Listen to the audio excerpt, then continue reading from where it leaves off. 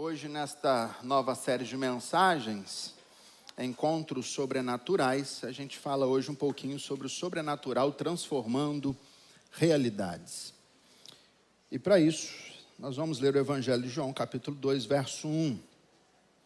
Peço a você que, por gentileza, deixe sua Bíblia aberta, para que a gente acompanhe a exposição do texto. A Bíblia diz: 3 dias depois houve um casamento em Caná da Galileia e a mãe de Jesus estava ali. Jesus também foi convidado com seus discípulos para o casamento. Tendo acabado o vinho, a mãe de Jesus lhe disse: eles não têm mais vinho. Mas Jesus respondeu: por que a senhora está me dizendo isso? Ainda não é chegado a minha hora. Então ela falou aos serventes: façam tudo o que ele disser. Estavam ali 6 potes de pedra que os judeus usavam para as purificações, e em cada um cabiam cerca de 100 litros.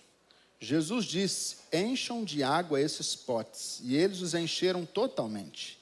Então lhe disse: agora tirem um pouco e levem ao responsável pela festa. E eles o fizeram. Quando o responsável pela festa provou da água transformada em vinho, ele não sabia de onde tinha vindo, por mais que os serventes já haviam tirado a água soubessem. Chamou o noivo e lhe disse: todos costumam servir primeiro o vinho bom, e quando já beberam muito, servem um vinho inferior. Você, porém, guardou o melhor vinho até agora. Assim, em Caná da Galileia, Jesus deu início aos seus sinais. Ele manifestou a sua glória e os seus discípulos creram nele. Vamos orar? Obrigado, Senhor Deus, pela tua palavra. Obrigado porque ela é lâmpada para os nossos pés, ela é luz para o nosso caminho. Obrigado porque ela é verdade e poder de Deus para transformar o nosso coração. E, ó Deus, nós nesse momento pedimos a graça do teu Espírito Santo, o vigor, o poder sobrenatural do teu Espírito para ministrar a sua palavra, para que o seu Espírito tenha livre acesso aos corações e haja e transforme, mude mentalidades essa noite. Assim nós oramos em nome de Jesus. Amém. Os 11 primeiros capítulos do Evangelho de João, Jesus, ele revela sua glória em 7 grandes sinais. E os últimos 10 capítulos, Jesus, ele recebe a glória quando ele é entrega para o Pai. Uma das palavras mais usadas no Evangelho de João sobre os milagres é a palavra grega semion, que quer dizer milagres ou maravilhas. Esta é uma palavra que é muito decorrente em todo o Evangelho de João. João sempre vai demonstrar que Jesus queria que as pessoas olhassem não só para os milagres que ele realizava, mas para aquilo que estava além dos milagres. E isso é importante. Muitas vezes nós nos concentramos no milagre, não naquilo que o milagre representa. Muitas vezes nós nos concentramos em quem realiza o milagre, no instrumento usado por Deus para isso. Mas nós não nos atentamos que há uma ação do Deus soberano, Criador do céu e da terra, realizando aquele milagre. Na última quinta-feira, nós falamos aqui na exposição da segunda carta de Paulo aos Coríntios, falando sobre isso. Nós, vasos de barros, carregamos algo dentro de nós, um valor precioso, que é a proclamação do Evangelho de Cristo Jesus. Os sinais de Jesus apontavam para Ele mesmo, lançavam luz sobre a sua pessoa e sobre a sua obra.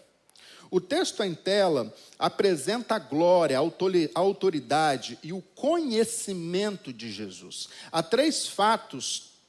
Os 3 fatos ocorrem aqui, e nos 3, Jesus prova que Ele é Deus, que Ele é Senhor, e que Ele é onipotente, que Ele conhece todas as coisas. Na agenda de Jesus, é interessante isso, na agenda de Jesus havia espaço para celebrar as alegrias da vida. Guarda isso no seu coração. Na agenda de Jesus havia espaço para celebrar as alegrias da vida. Ou seja, Jesus, o texto diz, que ele foi convidado para uma festa. E ele foi. Ou seja, a preciosidade do texto é que revela que nós não somos um ET. ET não, vou te ensinar como é que faz. É assim. Ah lá, viu? É assim mesmo. Não é assim? Eu tenho que ensinar a intérprete aqui, desculpa. Nós não somos extraterrestres, nós não somos seres de outro planeta. Não, a gente vive nessa terra. A gente sofre que todo mundo sofre, a gente se alegra quando todo mundo se alegra. É interessante, isso é significativo para nós nesse tempo. Porque tem gente que acha que se tornar crente em Jesus é mudar completamente no que diz respeito a quem ele é. Ser desgostoso com a vida. E Jesus, no seu primeiro milagre, ele está fazendo isso num convite para uma festa. Ele é convidado para uma festa e naquela festa ele mostra o grande significado, ele mostra o seu grande poder. Esse primeiro milagre de Jesus repele o temor de muita gente de que a religião rouba a nossa vida, de que a religião rouba a nossa felicidade. Muito pelo contrário, a lealdade a Cristo não coaduna com a expansividade dos espíritos ou dos prazeres dos inocentes. Ou seja, quando Jesus ele começa o seu ministério exatamente dentro de uma festa, ele está dizendo para mim e para você o seguinte: pode ir na festa, pode se alegrar, porque você mesmo indo em festa, mesmo você se alegrando, você tem condições de se tornar instrumento de Deus para abençoar a vida de outras pessoas lá dentro. Jesus está num casamento, e é nesse casamento que ele revela o seu poder. O casamento, meus irmãos, é uma instituição divina, é uma fonte de felicidade, tanto para o homem quanto para a mulher. Jesus foi a esta festa com os seus discípulos em Caná da Galileia, mostrando que ele aprova estas alegrias. Ele celebra conosco isso. John MacArthur, ele vai corroborar com esse pensamento ao dizer que ao comparecer à festa de casamento e a realizar ali o seu primeiro milagre, Jesus santificou tanto a instituição do casamento como a celebração pública do casamento. Jesus inaugura o seu ministério público num milagre singular, a transformação de água em vinho durante a festa de casamento em Caná. Este não era apenas um ato de misericórdia, esse era um ato da revelação do caráter do reino de Deus. Um reino de abundância, um reino de restauração, um reino de alegria, amém, meus irmãos? E uma alegria superior àquela que o mundo pode nos oferecer. Jesus não apenas resolveu o problema logístico da festa, ele mudou o clima da festa, ele transformou um impossível vexame em um testemunho vivo para a glória de Deus. O milagre aponta para algo muito mais profundo. O milagre aponta para a capacidade do Evangelho de transformar realidades espirituais, emocionais, sociais. O vinho como símbolo de alegria em uma festa. E a falta dele, do vinho naquele contexto, era fracasso, era vergonha. Mas quando Jesus intervém, ele mostra que ele veio restaurar o que estava quebrado. Ele veio renovar aquilo que perdeu o sabor. Ele veio encher de glória aquilo que estava seco. Ele veio trazer vida aquilo que estava morto. Ele veio transformar realidades, meus irmãos. Portanto, a presença de Jesus não é só aquela presença que resolve os nossos problemas logísticos de vida. A presença de Jesus não é só para resolver um carro que quebrou, uma doença que bateu à nossa porta. Não, a presença de Jesus muda o ambiente, meus irmãos. Ele transforma a água ordinária da vida em um vinho excelente e mostra que aquilo que ele toca, jamais permanece do mesmo jeito. A presença de Jesus em um mundo marcado por falência espiritual, casamentos fragilizados, emoções, vidas vazias, o sobrenatural de Jesus continua sendo a única fonte verdadeira de transformação. Portanto, nesse tempo que temos, eu quero trazer algumas lições para nós. E a primeira lição que nós podemos ter para transformar a nossa realidade é, entenda algo, Jesus é a pessoa mais importante a ser convidada para fazer parte da sua vida. O texto, no verso 1, verso de número 2, disse que Maria tinha sido convidada para a festa, mas Jesus e os seus discípulos também foram convidados. Jesus estava naquele casamento em Caná da Galileia, ele foi convidado e ele lá compareceu. A presença e a intervenção de Jesus naquele casamento salvaram aquela família de um grande constrangimento. A maior necessidade das famílias hoje, meus irmãos, não é tanto valor, não é tanto de dinheiro, mas sim da presença de Jesus. Eu concordo que ter uma igreja com bom aparelhagem de som, com cadeiras confortáveis, com ar-condicionado, com uma boa iluminação, Deus abençoe a vida dele. Ele vai se converter hoje ainda. O que eu estava falando? Toda essa estrutura, todo esse aparato é muito importante, é muito bom, mas de nada isso vale sem a presença de Jesus. Algo que nós precisamos observar nos nossos dias é que o seu lar, ele pode ter tudo. Ele pode ter dinheiro, ele pode ter conforto, ele pode ter saúde, ele pode ter amigo, ele pode ter prosperidade, mas se faltar Jesus, falta tudo. Se faltar a presença do Cristo, se Cristo não for o centro da sua vida, se Ele não for o centro do seu lar, está faltando tudo. Portanto, a maior bênção que você pode dar aos seus filhos não é uma boa conta bancária, não é bens, não é deixar para ele coisas, mas aplicar à vida deles valores e princípios do reino. Algo que foi passado aqui para nós, algo que nós muitas vezes terceirizamos, nós deixamos passar. Meus amados e queridos irmãos, por favor, o trabalho de inculcamento, o trabalho de evangelização, ele acontece dentro dos nossos lares. Ele acontece nas nossas mesas. Foi muito interessante o pastor Reinaldo, quando ele falou sobre o João, que o João tinha tomado a decisão de se batizar, entregou a sua vida a Cristo, e ele falou comigo assim, pastor, eu posso fazer um discipulado pessoal com ele? E eu achei isso extraordinário, não só pelo fato de ele ser pastor, mas pelo fato de ele ser pai e querer fazer isso com o filho. Isso é o extraordinário. Nós precisamos nos voltar e entender que não ter Jesus dentro do nosso lar é a nossa maior tragédia. É o nosso maior fracasso.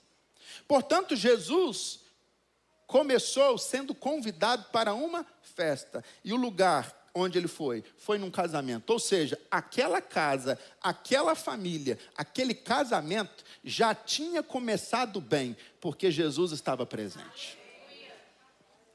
Segunda lição. Mesmo quando Jesus está presente, entenda uma coisa, os problemas ainda assim vão acontecer.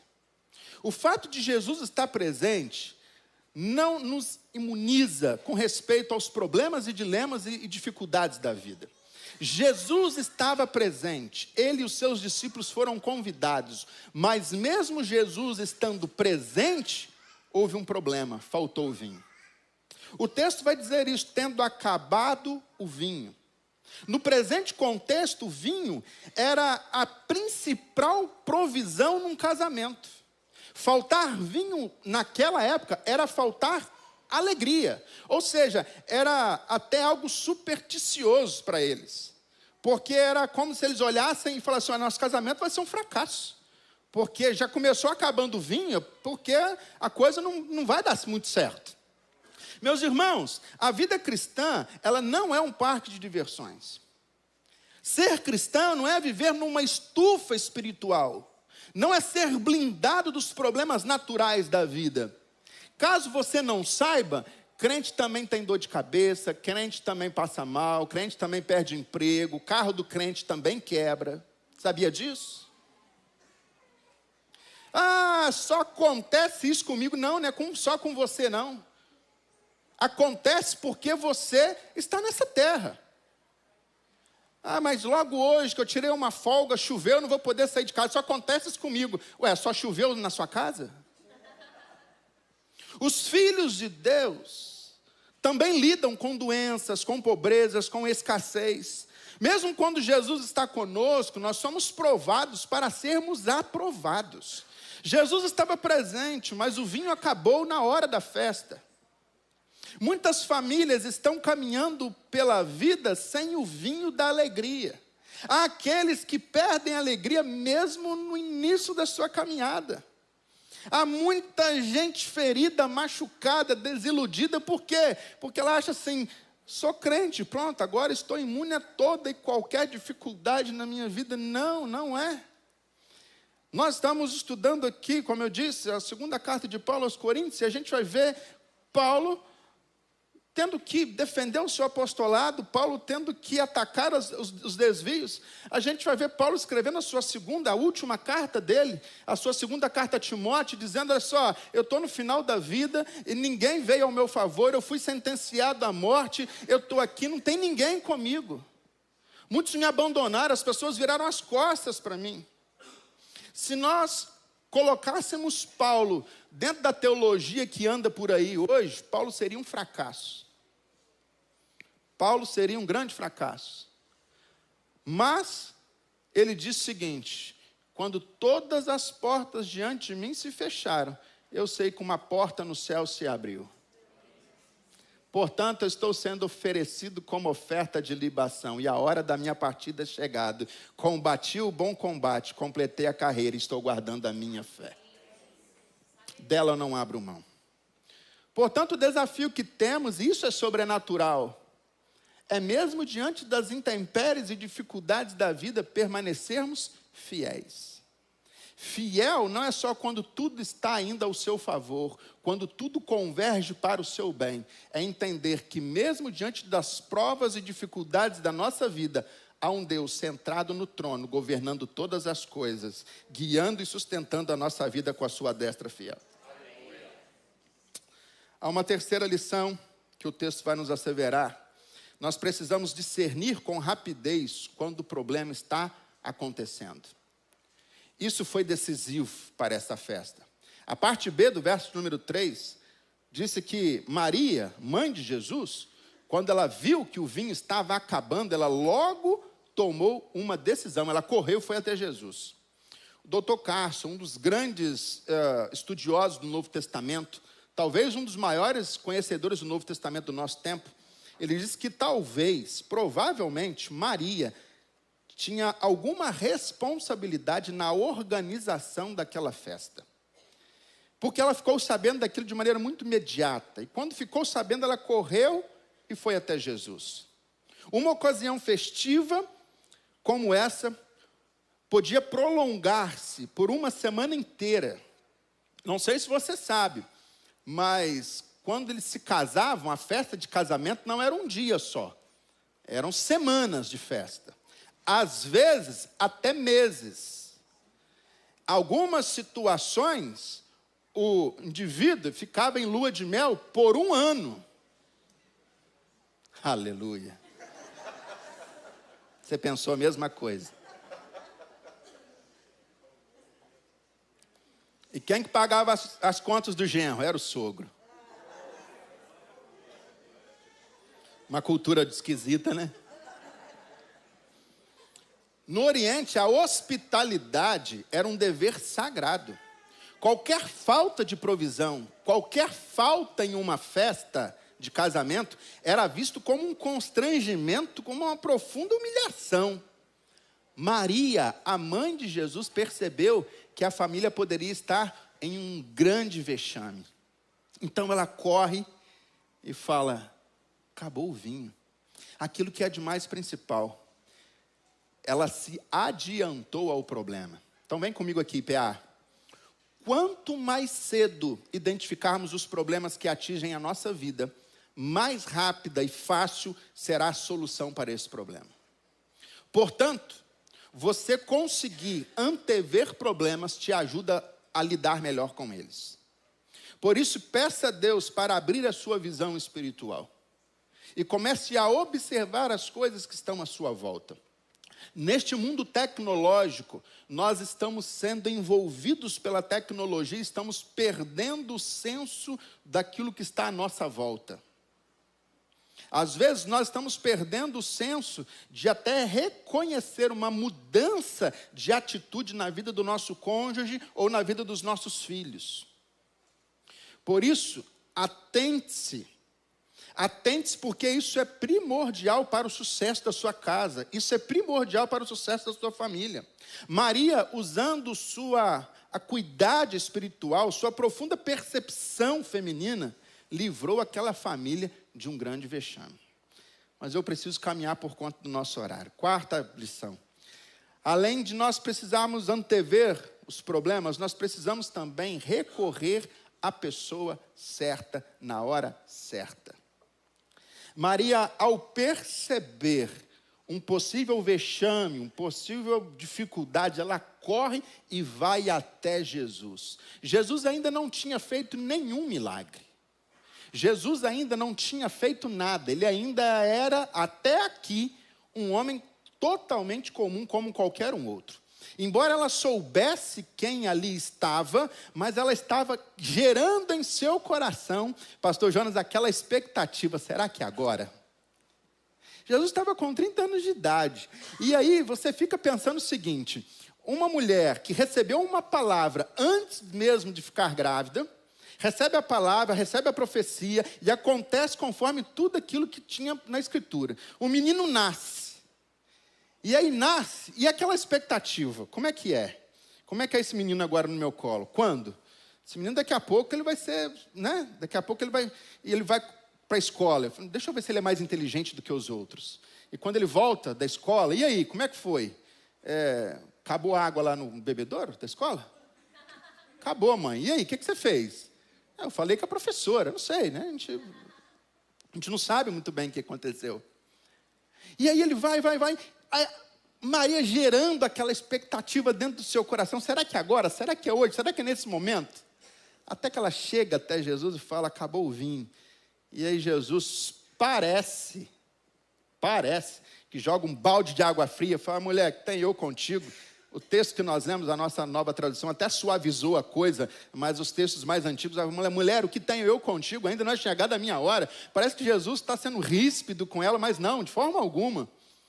Mas Maria recorreu à pessoa certa, porque ela sabia aonde havia solução para o problema. Pastor Magno ministrou isso aqui na nossa celebração das 17 horas. Por quê, gente? Porque quando as coisas vão de mal a pior para a nossa vida, porque quando os problemas batem à nossa porta, porque quando nós recebemos uma notícia de uma enfermidade, por quê? Porque a oração é o último instrumento que a gente usa.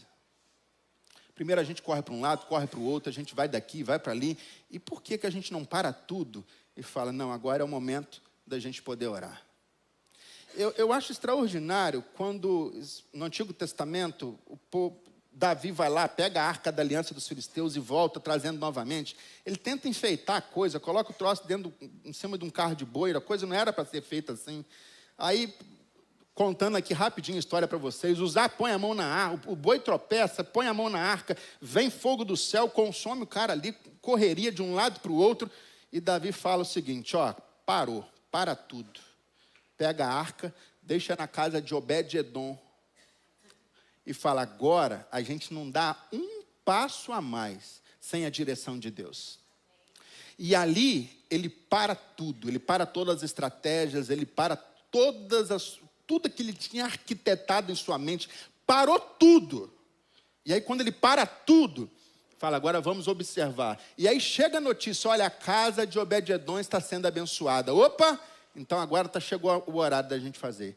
Ele resgata a arca da casa de Obed-Edom. E a sua e a minha Bíblia diz que a cada 7 passos que eles tomavam, eles sacrificavam ao Senhor. Dava mais 7 passos e sacrificava ao Senhor. Dava mais 7 passos e sacrificava. Isso foi da casa de Obed-edom até a entrada em Jerusalém. Isso mostra para mim e para você o seguinte, que a estrada que nos conduz ao sucesso, que a estrada que nos conduz a uma vida abundante na presença de Deus, essa estrada é marcada por um sangue de sacrifício. Portanto, ninguém chega até Deus se não for através de um caminho, um rastro de sangue de sacrifício. Por isso que Jesus vai dizer, eu sou o caminho, o sacrifício perfeito. Eu, através do meu sangue, é que você tem o caminho perfeito para alcançar a promessa e a bênção de Deus. Você pode glorificar o nome de Jesus por isso essa noite? Ele correu e foi atrás de quem poderia resolver. Meu irmão, deixa eu dizer algo para você. Você está atrás de quem para resolver os seus problemas? Na porta de quem você está batendo diante das suas crises? Maria recorreu a Jesus. E eu entendo que aqui está o ministério de Maria. Porque quando Maria vai até Jesus, Jesus diz, olha, ainda não é chegada a minha hora. Ela se volta, ela se vira para os serventes e diz assim, fazei tudo o que este homem, fazei tudo o que Jesus, fazei tudo o que ele vos disser. E aqui eu entendo que está o ministério de Maria na Bíblia. O ministério de Maria é o ministério do holofote. Sabe o que é o ministério do holofote? O holofote, você quando passa em algum lugar na cidade e você vê uma estrutura e nela projetada uma luz, é um holofote que está projetando sobre ela a sua luz. O holofote não aparece, ele está ali escondido, ele está ali camuflado, mas a luz que ele revela, projetada sobre um monumento, dá vida àquele monumento. Eis o ministério de Maria, ela não veio propagandear ela mesma, ela não veio falar de si mesma, ela veio apontar para Jesus. Ela diz, fazei tudo o que ele vos disser. Ele é o caminho, Ele é a solução, Ele é a resposta. É nele que haverá solução para esse problema. É nele, é para Ele, é por Ele. E sem Ele, nada do que foi feito se fez. Tudo se converge em Jesus Cristo. Ela simplesmente projeta. Ela diz, olha, façam tudo o que Ele vos disser. E quando o mestre-sala olha e recebe a água, sem saber, embora os serventes soubessem, ele fala, que história é essa? Você deixou o melhor para o final? E aqui eu quero trazer uma lição muito importante para nós. Depois você olha com mais perícia na sua Bíblia. A Bíblia não diz que Jesus disse aos seus serventes assim, olha, enche de água e eu vou fazer agora um ritual aqui. E quando eu fizer um ritual aqui, quando eu fizer alguma coisa, eu vou orar, eu vou colocar a mão dentro dessa água, eu vou trazer aqui um azeite, eu vou derramar, eu vou jogar uma capa em cima dessa água, alguma coisa eu vou fazer e aí vai ser transformado. Quando eu passar a capa, você vai ver como é. Não. Jesus fala, encha de água. E eles encheram de quê? De água. E o que que Jesus disse depois? Leve ao mestre-sala. Apresenta-se para ele. E foi no processo. Porque sai daqui água, mas chega lá vinho. Percebeu? É no processo que há transformação. É no processo que as coisas melhoram. É no processo que as coisas purificam. É no processo que as coisas se transformam. Sabe qual é o nosso problema? É que a gente não está respeitando o processo. A gente quer que Jesus vá lá e pingue alguma coisa e de forma milagrosa aconteça. A gente está muito afim de que a gente venha num culto como esse, alguém vá lá, põe a mão na nossa cabeça e fale alguma coisa para nós e resolva de forma mágica os nossos problemas. A gente não está disposto a enfrentar os processos da vida. Milagre e sobrenatural, muitas vezes, vai acontecer no processo. E nós precisamos entender isso. Sai daqui água, mas quando chega lá é vinho. Portanto, você pode sair daqui essa noite a mesma pessoa, com a mesma veste, com o mesmo quilo, sem nada, com o mesmo careca do mesmo jeito, ou com o cabelo do mesmo jeito.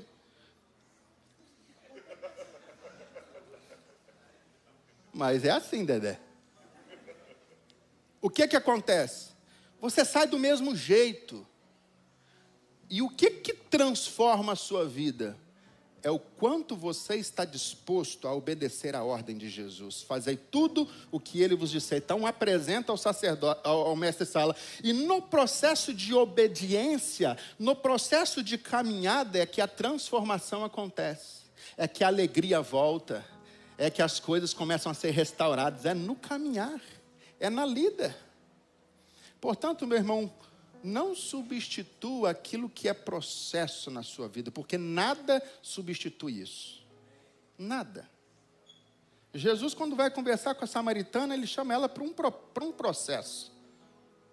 Por isso que ela muda o assunto. Chama o seu marido e vem cá. Ou seja, vamos começar a limpar a sua vida. Vamos começar o processo. O problema é que nós não estamos dispostos a caminhar e a obedecer o processo. Precisamos aprender a obedecer e fazer o que Jesus manda. E é nesta caminhada que as coisas vão acontecendo. É nesse andar que os milagres vão se apresentando. Precisamos deixar de lado nossas racionalizações e fazer o que Ele nos manda. Sempre que obedecemos a Jesus, a nossa vida ela é transformada. Sempre que nos dispomos a obedecer a palavra de Deus, o vinho da alegria começa a jorrar de novo na nossa vida. Mas é na caminhada, é no processo. Talvez você não vai sentir arrepio nenhum aqui nessa noite. Talvez não vai vir nenhum calafrio na sua coluna, mas é uma decisão de obediência que Deus espera de mim e de você essa noite. Isso não tem nada a ver com o que você sente, mas com aquilo que você está disposto a obedecer. E aí, nesse processo de obediência, as coisas acontecem. E muito interessante, e com essa palavra eu encerro, muito interessante que o vinho foi melhor. Quando a gente aprende a obedecer o processo, a gente amadurece, a gente cresce, e nós nos tornamos pessoas melhores. Nós nos tornamos cristãos melhores. Nós nos tornamos homens e mulheres melhores. É nessa caminhada, é nesse processo de obediência à palavra, obediência a Cristo, obediência ao caminho do sacrifício, ao caminho da cruz, ao caminho de caminhar com Cristo. Portanto, eu não estou aqui querendo inventar a roda para vocês não, tá? Não, absolutamente. Só estou dizendo para vocês o seguinte: Jesus começa o seu ministério sem qualquer... O milagre acontece em algo que era totalmente ordinário. Era com vasilha cheia d'água que se transformam em um vinho de excelente qualidade. É ali, naquele processo. Não tem anjo vindo do céu. Não tem. Tem vida. Tem vida na vida, tem caminhada, tem processo de obediência, tem processo de abrir mão de coisas, tem processo de entender o propósito. Portanto, eu estou convencido de que para viver uma vida melhor, superlativa, viver uma vida de fato melhor na presença de Deus, tem muito mais a ver com o quanto eu estou disposto a obedecer do que naquilo que Jesus pode fazer de extraordinário por mim. O extraordinário ele já fez, porque ele fez o que eu e você não conseguiríamos fazer. Ele entregou a sua vida como sacrifício perfeito na cruz do Calvário. Então ele já fez. O que cabe a mim e a você? Obediência. E para obedecer, a gente precisa sacrificar. Sacrificar o quê? Nosso desejo, a nossa vontade, as nossas escolhas. Sair do trono e deixar que Ele se assente e que Ele conduza o curso da nossa vida.